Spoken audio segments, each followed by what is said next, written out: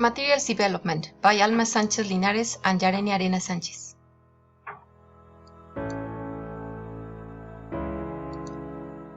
This presentation looks at the relationship of several relevant concepts such as teachers' effectiveness, curriculum, syllabus design, needs analysis, materials design, adoption, and adaptation. Let's remember some previous concepts. The first one is teachers' effectiveness, which refers to a set of characteristics that a teacher shows to provide the students with several elements that will facilitate the learning process of a language. Teachers' effectiveness is characterized by creating a positive atmosphere, having an enthusiastic and positive attitude, establishing rapport, correcting grammatical errors indirectly, using innovative strategies, providing fair examinations, adapting to students' needs, and the ability to evaluate the curriculum materials or even self-evaluation, among other skills. Needs analysis. Another key term previously seen was needs analysis, which according to Songori, 2008, it refers to the activities that are involved in collecting information that will serve as the basis for developing a curriculum that will meet the needs of a particular group of students. Moreover, Jones claims that a needs analysis provides validity and relevance for all subsequent and course design activities, whose elements are the goals and objectives of the institution and the program itself, language testing, materials development, language teaching, and program evaluation.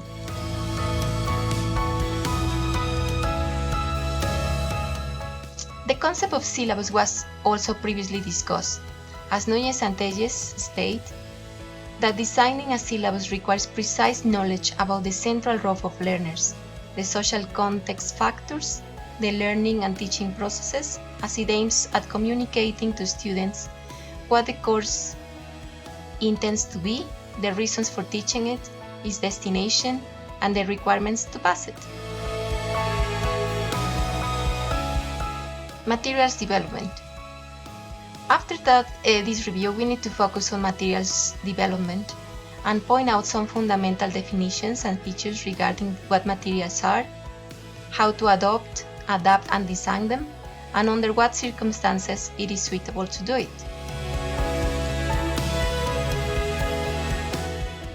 According to Halim and Halim, the term materials is used to refer to anything which is used by teachers and learners to facilitate the learning of a language, to enhance the learner's knowledge and/or experience the language. In fact, materials can be anything that accomplishes the previous functions, such as pictures, videos, dictionaries, flyers, photocopied activities or text, songs, cards, talks, books, websites, programs, etc. The question here is, why do English language educators need to use materials? As we know, the current paradigm points out to a centered learner environment that primarily focuses on the student's features, demands, preferences, and motivation, as well as the institutional policies that teachers work with every day. Thus, teachers need to make a decision about whether they adapt, or design materials. But what do they need to know before doing it? Let's find out. Adopting materials.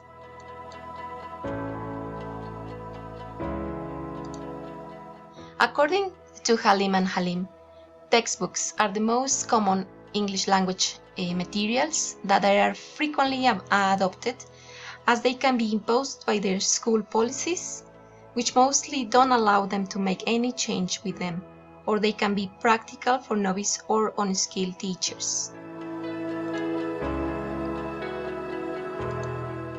Adapting materials. In this case, the purpose of adaptation is to maximize the appropriacy of teaching materials in context by changing some of the internal characteristics of a coursebook to suit our particular circumstances better.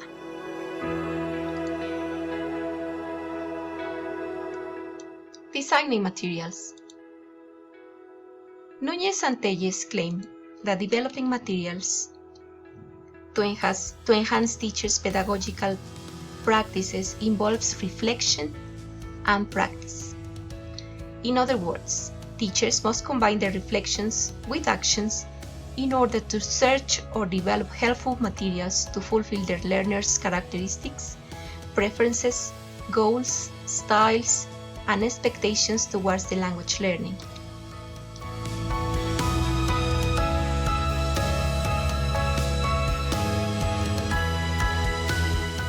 Whether adapting or designing is a teacher option, it is certainly important to define some relevant aspects to be taken into account before and during the process, as in the following diagram. Although this process is flexible, we can note that its onset comes from a needs assessment to state the features of students and their context in order to develop achievable objectives for our materials. Moreover, curriculum alignment leads the path to visualize the content within to either choosing or generating the need material in a creative and organized way. So you see, we can see here the essential components in the process. So needs assessment is essential, setting real goals and objectives, visualizing content through a syllabus, selecting and developing materials and activities based on students, organizing content and activities creatively, evaluating materials and their impact on students, keeping in mind available resources as possible constraints. Consequently, the evaluation must be present during and after its application to assess its impact, limitations, and effects on students' learning. Now, are materials closely related to terms such as needs analysis, curriculum, syllabus, and teachers' effectiveness, or can these terms work perfectly isolated? Well, we believe that it's inevitable that there are no gaps between curriculum, needs analysis, design, adoption, and adaptation of materials. This is due to the fact that there are no perfect curriculums nor materials for every specific learning context. And in order to avoid such mismatches, it is necessary to properly analyze the concepts mentioned and reflect on their relationship. Quite often, teachers are seen as responsible for their learners' performance without taking into account other aspects that may affect or benefit students' learning. Such aspects are, for example, the curriculum itself, the specific traits and needs of the class, and of course, the materials. A well-designed curriculum is needed in order to achieve both teachers' effectiveness and learners' achievement. A curriculum should be flexible, open, and negotiable. It mainly is well structured and clearly states what and how students are supposed to achieve their learning objectives, how teachers will be able to guide their students to their goals, what materials are they going to use, and in general how they are going to implement a curriculum and adapt it if necessary. In other words, untrained or inexperienced teachers can work with it easily. A good curriculum would allow teachers and students to reconstruct it and take into account teachers, students, and curriculum needs and goals to draw their route maps.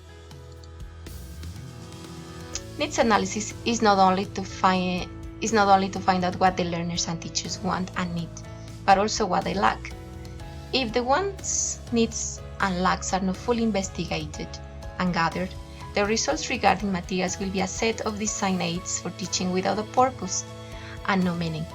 Consequently, the learning results won't be aligned with the curriculum, and the teachers' and learners' performance will be poor and unconnected to the real needs and context of their learning environment. This is very, very relevant because even an experienced and trained teacher may struggle trying to find cohesion and coherence between the curriculum, needs analysis, and materials. It is said that teachers, directly or indirectly, are constantly planning, analyzing the learner's needs, evaluating, designing, adopting, and adapting materials to achieve their learning objectives. However, if both the curriculum and needs analysis are quality and connected, teachers would be able to focus on other aspects of the teaching and learning process. They also need to be revised.